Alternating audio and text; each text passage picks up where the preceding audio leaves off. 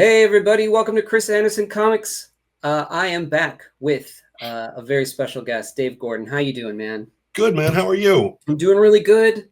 Your book, being Gordy, a situation comedy, is out right now, and we are talking about another one of your Gene Pool comics, a comic that sort of inspired you in some way, or that you loved, from the journey of becoming a creator yourself, and you picked Manhunter 2020 from DC Showcase number 93. Beware of the red-haired greenies. Tell us about why you chose this one. Similar to the Bob Oxner pick, I always look at artists. Yeah. I was always just fixated on certain artists of that period. And this artist, Mike Sekowsky, is just one of my all-time favorites. So there's a huge blind spot for me of this era, especially for DC stuff. And you opened my eyes to two incredible illustrators. When I opened both of them, I just was gobsmacked by the line work that they have, the storytelling chops, and the way that they lay things out and the compositions that they do. I mean, look at the dynamics of this front cover. Yeah. It's stunning for a multitude of reasons. The typography, the layout, the choice of color. Yeah. Oh my God. Yeah, absolutely. You've got that, and you've got that hard perspective going back over to this side, and it put it all at a Dutch angle, and then you've got this screen tone green shadow coming over him, and the twist of his body, the trauma of his pose. Yeah, and he's really twisted and bent up. And then also on top of it, pushing the perspective like that wasn't done a whole lot back then. Yeah. That I can really think of, And then, yeah, like you said, the typography, look at that title. And then check out this. I love this, first of all, the DC bullet that I love again. Yep. But this DC thing here for the showcase, and the treatment of the cover is just so much fun. And just let me say it once, this was my all-time, or is my all-time favorite comic book title of any company. The original run of Showcase Comics for DC. Because if you look at it, what they did from top to bottom, they just, I mean, they in the very beginning, they basically used the title to launch the Silver Age. Mm-hmm. The Barry Allen Flash and the New Adam, and we have Challengers of the Unknown. They all came out of this title, and then they did all this other stuff too, like this. Yeah, and it was just such a wonderful run. Oh, they did amazing stuff. Angel and the Ape, it all came out of this title. Yeah. So Manhunter is based on a character from, gosh, way back in the day, right? Like Kirby drew the original Manhunter, if I'm not mistaken. Yeah. That was back in like the 50s, maybe. That was actually the 1940s. Was it the 40s? That was the golden age, yeah. Okay. Yeah. And then he would come back again for a first issue special, I think, of a Manhunter in like the 70s, like later 70s, when he came back to DC. But in between, we get this Manhunter 2070. So I don't really know what Manhunter is, except for he's sort of like a bounty hunter. Yeah, this actually, it didn't have any connection to the Manhunter superhero iterations that DC had done. Okay. This was totally its own thing. Interesting. Okay, so just a similar title. It was, yeah, just a similar title. They didn't care about, making any connections. They just had this story and went for it. And yeah, as when we walk through it, it's just beautiful. Yeah, it really is. So let's dive in. So we know from the title that it is the year 2070. So we're like, what, 46 years or something away from... I was thinking of that too. Yeah, 46 years away from being colonizing space. Bizarre ship designs. I love it. As I've been going through the... So this is 1970 that this was created, and as I've been going through the Chris Claremont X-Men episodes issues, Hmm. there's like this dividing line that happens in 1977 where every ship design that was made from like 66 to 77, almost all of them looked like the Star Trek, consoles Oh, and totally. decks and everything. And then 77 hits, and then almost everything looks like the inside of the Millennium Falcon and Star Wars design things. Let me just jump in here for a Sure. second. You mentioned the Star Trek reference. Yeah. Yeah. If you look at the Mike Grell run of Legion of Superheroes, Mm-hmm. their ship is literally an Enterprise ripoff. Yeah. Literally, Yeah. it's a riot. Yeah. There's a lot of hard. I make that thing with the Claremont stuff because there's a ship in the very beginning of when they start to talk cosmic stuff that is and it's like gosh, it's a few months before Star Wars is released, and it is the deck of the Enterprise. Yeah. And then literally the month that Star Wars comes out, they make reference to Star Wars in the comic and Wookiees and like all sorts of stuff. And then you start to see the ship designs, and they're just X-Wings. It's like, wow. There's really this dividing line. And I think before Star Trek, everything that you were going to see was, classic rockets and stuff. And you kind of see that here where it's like a classic rocket mixed with an airplane. So this is a kind of an interesting design because it isn't following any of those things. It still had that kind of 1950s silly way of that 1950s silly design aspect to it. Right. Yep. Which all fed off of like Flash Gordon and Buck Rogers and all those stuff where, they were like jet rockets. Yep. So he is basically, like I said before, he is a bounty hunter, and he's got this robot assistant. Arky is its name. So he's flying through space. They get a job, basically, right? To go and look for this guy who stole a bunch of credits. And they find out that he went onto a planet full of these people called Greenies. And you need to be on guard every minute because Greenies are known thieves. So there's like some racism kind of going on. Yeah. Yeah. Like, here we go again. Yep. But I love this design. So the panel designs here are cool. Yeah. I'm not a crazy fan of panels that go all kinds of crazy different directions for absolutely no reason. It really was out of control in the 90s and kind of stayed there until today. And I think the storytelling gets lost.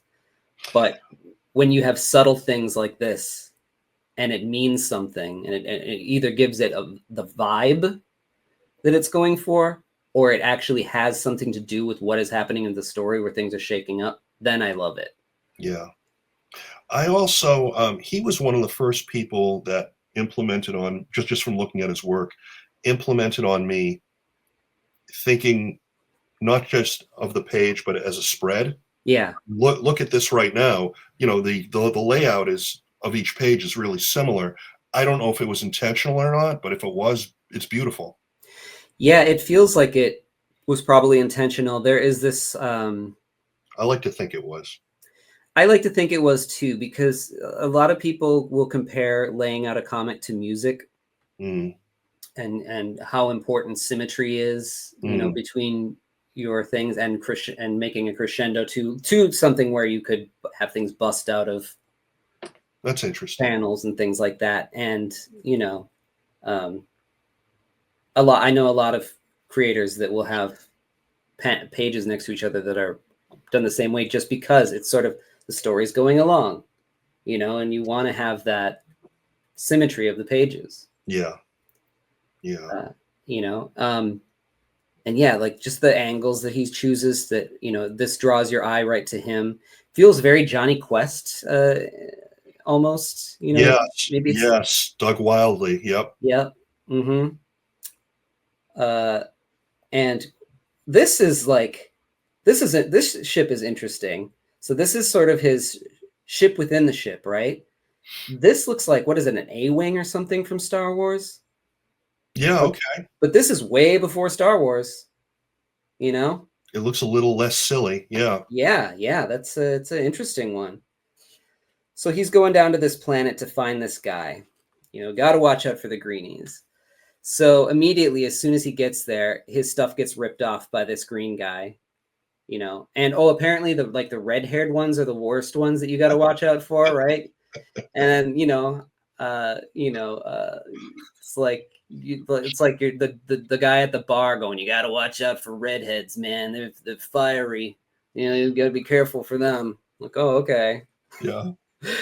But yeah, he immediately, you know, he's in this guy. He tackles this guy, and these other people are like, oh, let us help you here. Oh, let me help you dust off your jacket, and you know, like that's a pickpocket move too. So he's just getting hit left and right by these people, on this planet. And so he starts beating him up, and I love this splash page. Look at how ridiculous his pose is. Oh yeah. It looks like an action figure. It's silly. Yeah. Oh my god, it's so great. You could not do that. He would be on his ass in 1 second. I think he's literally stepping on the guy. Yeah, he's stepping on the guy. He's off kilter, kicking, you know, like a rocket.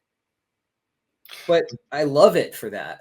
That was another aspect of Mike Sekowsky's art. You know, he wasn't trying to be Neil Adams. Yeah. He had his own distinct style, and you know, every now and then the movements would be just kind of ridiculous, but it was all fun. Yeah. He drew fun comics.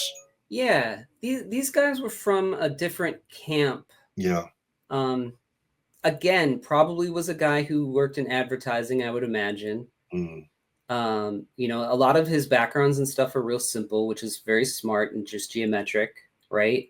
Everything comes in, and the way that his brushwork is laid down, you know, there's still this generation of people who were enamored with probably the most influential cartoonist ever, Milt Caniff, right? Because look at the way that they lay down the folds with the ink, with the brush for the clothes. Oh, that's a really great comparison. You know, and you ask any of these old guys, you know, well, you can't anymore because they're most of them are gone now too. But it's that brushwork is very much Caniff,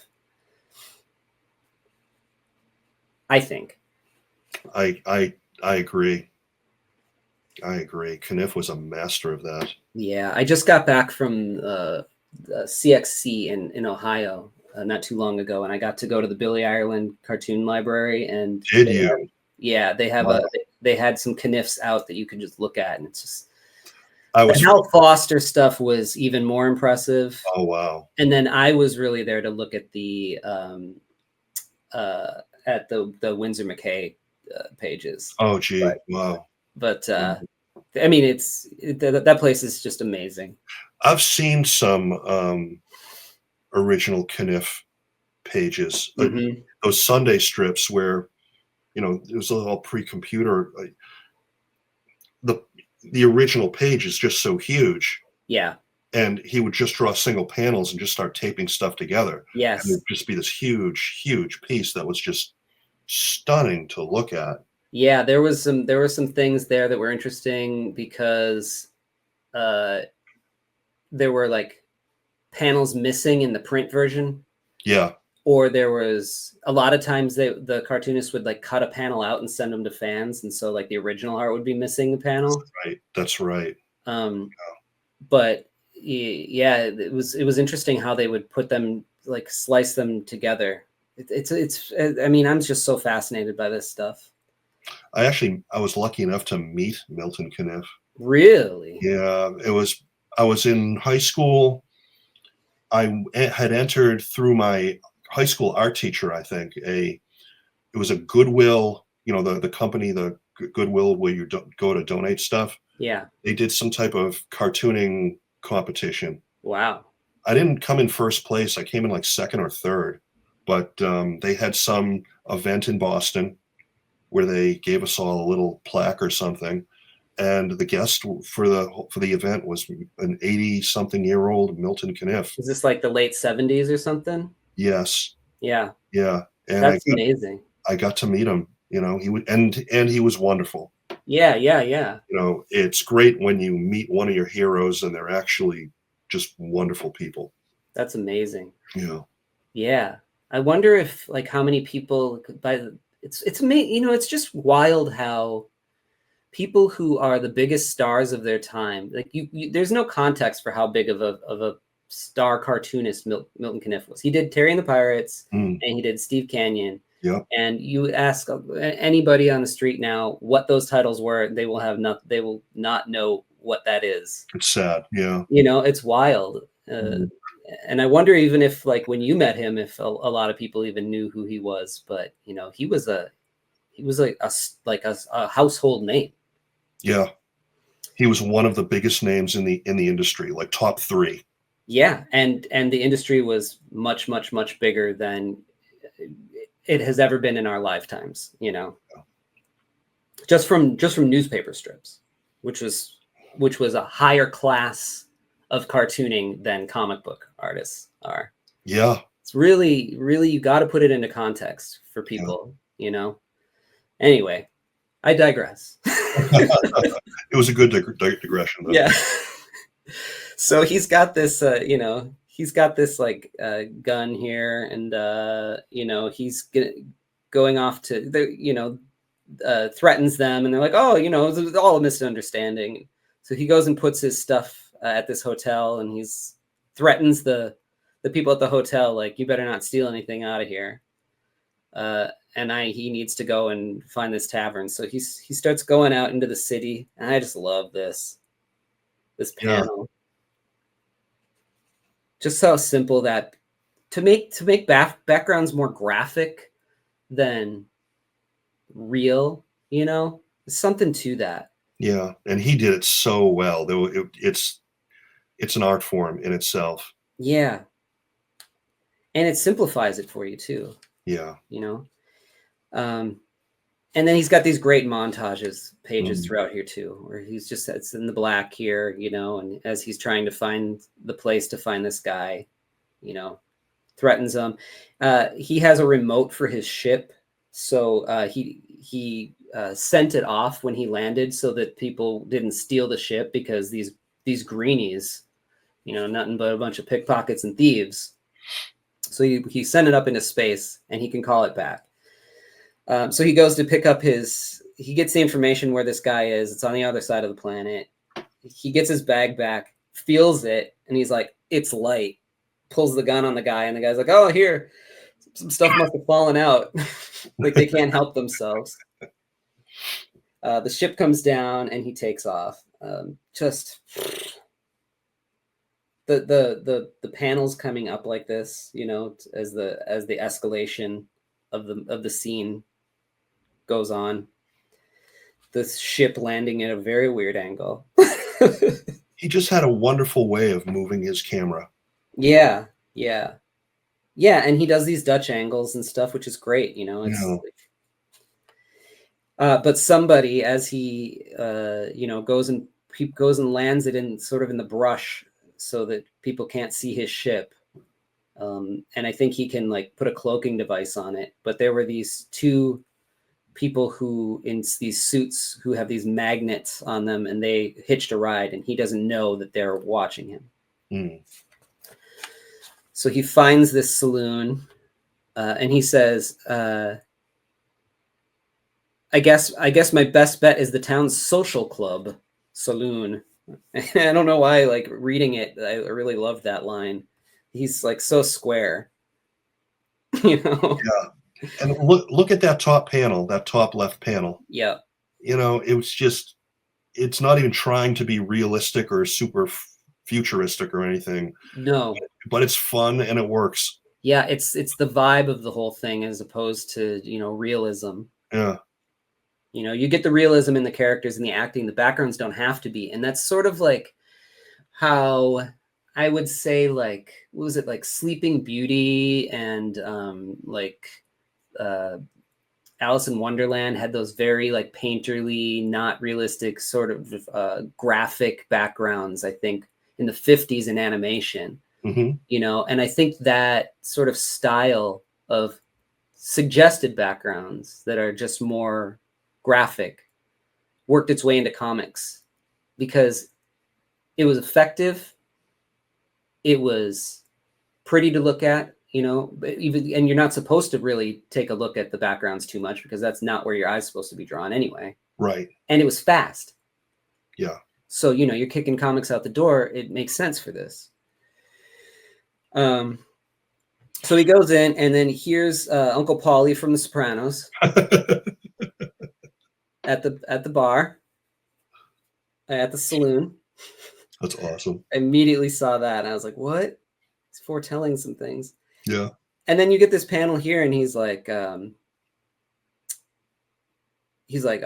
it!" And this panel sort of failed for me because he drew they drew this like beautiful girl in the foreground. And colored her, you know, normal. And what you're really supposed to be looking at is this guy in the background. That's interesting. And it was that I think this panel was a fail. And I don't know if it's his fault. He should have maybe put just another patron or somebody, like the back of somebody, to draw the eye here. Or just colored, at the very least, just colored her in one single neutral tone to push her out of the frame as much as possible. Or throw a screen tone on top of her. Yeah. Yep. You know, not too many fails in this, but I think that one didn't work very well. Yeah, I got to agree with you now that you point that out. As much as you point out the good things with books, I think it's important to point out the things that fail so you can learn from them. You know? Oh, definitely. So he goes and meets this guy, and he's in his drink. He talks about how he lost. He doesn't know who he is, right? He just thinks that he's a chum coming to commiserate with him, and he talks about how someone came in and you know, he's a gambler and he couldn't help himself and he lost all of his money. And then as he's talking to him, these other patrons are like, "Hey, that's Starker. He's the bounty hunter. That guy with him must be wanted." So these guys are kind of, you know, gonna scrounge. He's like, they're like, "There's three of us. We can take them and get the reward." But no way, man. Because Starker, look at these sweet moves. This is a great panel. It's a beautiful panel, isn't it? Yeah. I am just fascinated with like the way that this is comics sort of at its best, the way that it can tell multiple things at once and do things that, you know, you can do that in film, but it would kind of be cheesy. Although going back to, you know, your love for television and sitcoms and things, like this book really does feel like it could be, they could have made this into like a 70s television show. It totally has that feel. Absolutely. And it wouldn't have even been that expensive. Throw a rocket on a string, you know? It kind of had like a Rockford Files in outer space kind of vibe. Yeah, You know? It really does. And in that, I could see this like slow motion fight scene, you know, where he's just being a badass, knocking these guys out. And this is really like a Steve McQueen, you know, like kind of character. You can really almost hear as you're reading the dialogue boxes, you can almost hear like a smoky, like a narrator of a guy on like bad recording who like smoked too much, you know, and like just of the era narration, you know. Oh, absolutely. So he takes these guys out. Look at this stunning framing where he's got this guy and they colored him in blue just to be like, you don't need to pay attention to him, but we're driving you. And then the sight towards, you know, that's beautiful. Him. And then they put the detail into him and like the server, And then these guys that are kind of in the background, he uses a nib on to push them back. Yeah. I love it. Wonderful page. So good. I want to track it down. I want that one. Good choice. Yeah. So you've got these like humans, but then you've got, just like subtle kind of weird aliens. It's not really like pushing it too much, it's almost as if he's like pretending that there's a budget. His style, like whenever he drew an alien, I don't know, it was silly, but it wasn't. It worked. Yeah. Whatever he did just worked. Right. He was definitely watching Star Trek, because it's kind of like he's not making them so out there. They just have like pointy ears, or they're short, or this guy's green, or Mm-hmm. So he gets him out. He's like, "You're coming with me." Great silhouette panels, great atmosphere, great black spotting on all this stuff. And then these things are called glyphs. These are the horses. So he's kind of like, they took off on glyphs. We can't chase them on foot. They're the only things that can get across. My ship won't get here in time to chase them, so we're going to ride these glyphs too. I love this panel of these glyph creatures, these tauntaun almost creatures, running away into the darkness, and you don't even see the ground. Yeah. And he wasn't afraid to use black. I mean, look at this spread. Look at how much black is used in the art. Yeah. There's a silhouette on. Silhouette. Yeah. Boom! Look at that. Silhouettes. Yeah. The ship is even just all in black. And I don't think all his work was like this. Like if you look at his Justice League stuff, I think that's going to be a lot lighter and brighter and more fun. But on this specific title, he wasn't afraid of his use of black, and I think it really worked. Yeah, it makes me wonder if it's a choice of the subject matter, or if it's just that he grew as a cartoonist as he went along. Yeah. But yeah, so so they buy these glyphs and ride off, and it says, unaware that there are 2 more glyphs being purchased at that moment. And I love that, with the 2 shadows. Yeah. Actually, kind of another fail here, but we'll talk about that in a second with the coloring. Yeah. Yep. But great, you don't have to look at how you don't have to have all the detail here. You can just put the things in silhouette, and let's move on. A very cinematic panel. Yep. Yeah. And so they're going through, they're following the tracks. He's got this tracking thing. They're off. And oh no, the glyphs get shot, poor things, right? And they get ambushed by the people that they're tracking. And so he's like, hide in the rocks. Before we move on, let's look at this real quick. Here's that Jerry Lewis comic. And that even looks like Bob Oxner's work right Probably. There. Yeah. This one, I'm not exactly sure what it is. I think there's an ad for it. A Binky, I think is called it. Yeah, which just seems very much like an Archie kind of ripoff looking thing. Yep. And then you've got Adam Green Arrow, who now has the beard. So I'm taking it that Neil Adams has come along at this point, because I think he came onto the scene around like 68, 69, right? And this is 1970. Yes, that sounds about right. Yep. And then here is this is a Wonder Woman when in the phase where she is just sort of like a modern woman.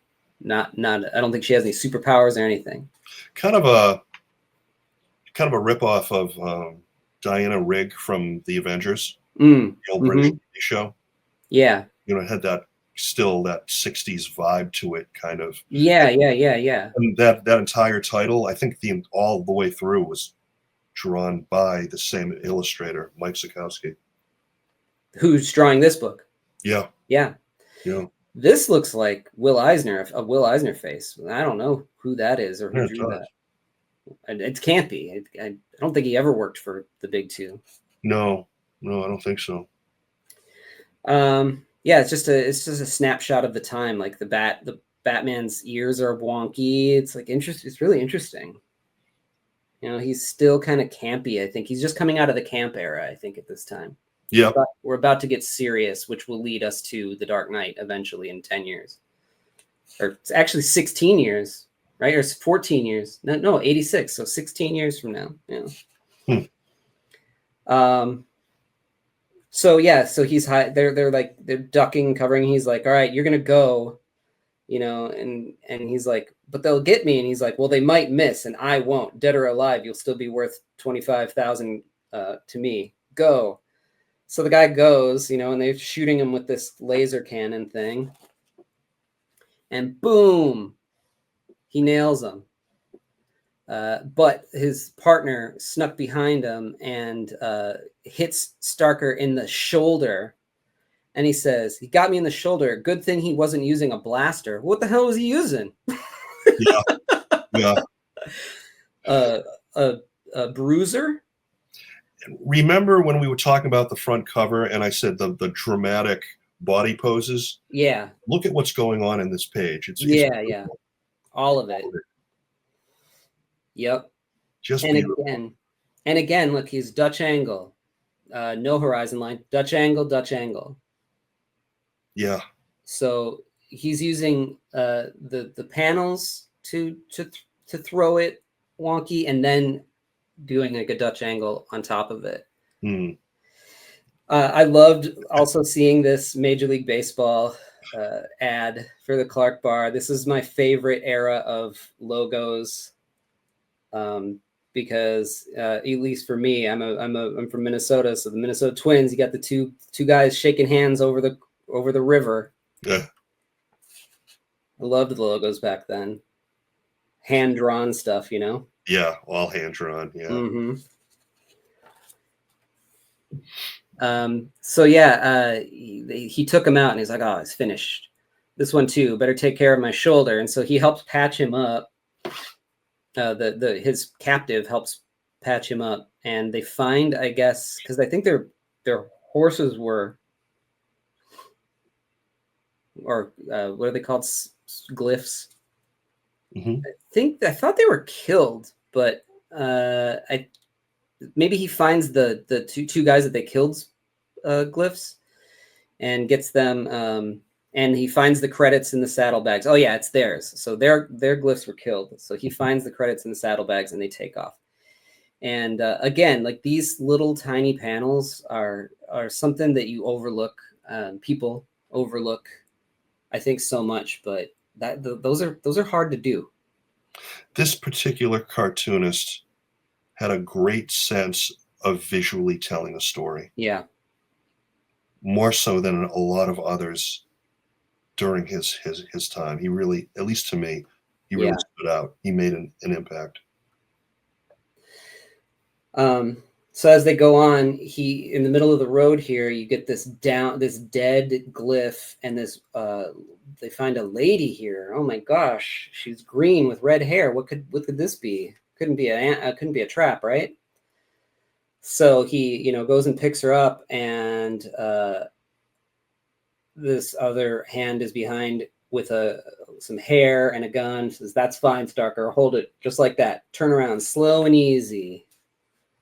What? Easy now. We've got you just the way we want you. And he's like, and you can see she's holding the pistol here. She still has it in her hand. Mm-hmm. And nobody's hijacking me. Sorry, baby. He drops her. Yeah. It's like, what kind of gentleman are you, throwing a lady to the ground? And then they shoot him. Leave some for me, sis. So they just keep blasting them with this stuff. Good thing they're not blasters. Too funny. And he's just like, he's down, and they've got his hostage, and he's like trying to get up and trying to aim, and he's like, it's a red-haired greenie. Can't trust them, man. But he falls and he stumbles down a hill and lies unconscious. A group of grotesque beings approach him. With a grunt of anger, one suddenly raises a crude stone axe.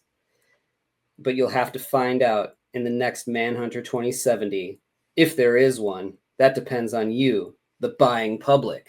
Oh, what? Don't blame me. It gets canceled. Yeah. We only got 3 issues, unfortunately. Is that right? Were they all in Showcase? Yep.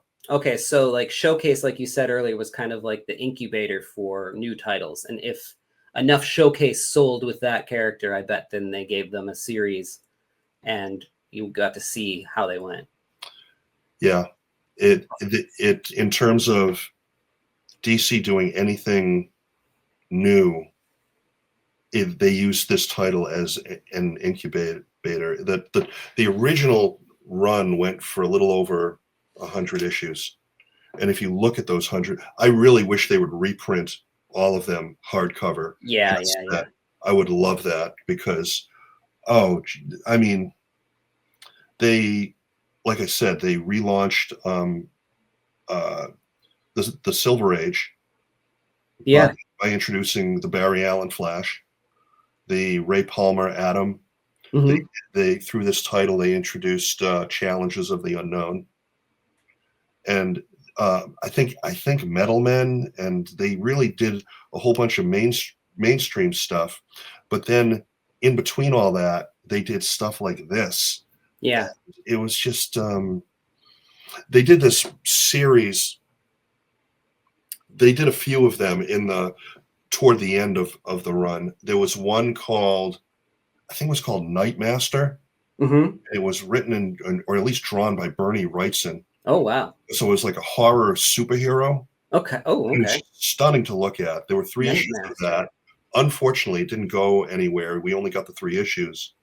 And there was this Western title that Joe Kubert he definitely drew it. I don't know if he wrote it as well. It was called Fire Hair. So the premise was this little redheaded orphan kid or child during the Wild West, yeah, was kidnapped and raised by Indians. So you have this redheaded Indian walking around as an adult, and it's these 3 issues of that, and the storytelling was great, the character was great, but the art, oh my god! I mean, it was some of Kubert's best work ever. Yeah, that would probably have been his sweet spot just around that time. Yeah. If you're ever in a comic shop, go over to the box that has all the Showcase comics, and just take a hard look at those first 100 issues. Yeah. Your jaw will drop. Oh, Anthro was another one. Right. All those Angel and the Ape. Oh, just the stuff that came out of this one title. It was just beautiful. That's amazing. Yeah, I need to dig deeper into that stuff. Yeah. Cool to see some of these titles, like the new Wonder Woman here that he's drawing. You got Binky, which almost looks like an Angel and the Ape with the ape on her shoulders. Yeah. Top Guns of the West, Superman's girlfriend, Lois Lane. And then this is kind of fun here. It says, "What's up there?" And it talks about the things and the science that we had back then. Like Mars seems to be mostly desert of a reddish color with gray-green patches on it, which may possibly be vegetation. Love it. Oh, I wonder where they got their information from. Well, Voyager wasn't launched for another 7 years, so we didn't get much. They didn't have many like good images of anything. Right. It's wild how far our knowledge has come, and then to think, how much we still don't know. Yeah. Like if in 40, what is it? I would guess, 50 years now, what we're going to be saying about the planets. But that's fun. That's a fun little backup thing that they put in there. It really is. It really is. All the prizes you could ever want. Well, that's a great issue. Thank you so much for showing that off. Oh, my pleasure. Dave, where can people find you on the internet? All over the place, right? So I am pretty much, I've got a good spread over social media. I've got both a personal page and a Being Gordy page on Facebook. Mhm. I'm on Instagram. I am on Threads, Bluesky, and LinkedIn. Beautiful. I'm going to get all of that in the show notes so people can go in, connect with you, and talk to you about snagging a copy of Being Gordy. Oh, thank you so much. Thank you so much for coming on and talking about this. This was a blast. It really was. Thank you for having me. You got it. Take care. You too. Join my Patreon to see my work before anyone else. Plus, score physical sketchbooks, mini comics, and commissions delivered right to your door. And reading my new books, Something Seems Off and Three-Headed Pigman, as they are made. Go to my website to order original art, commissions, and my books, Lost Angels, Spectral: A Showcase of Fear, Chaotic Neutral, and more. Gray Matter Drip, The Art of Chris Anderson, is available now from Cosmic Lion Productions. Here are the upcoming conventions I'll be at the time of this recording. And don't forget to like, follow, and subscribe. It helps spread the word. Thanks.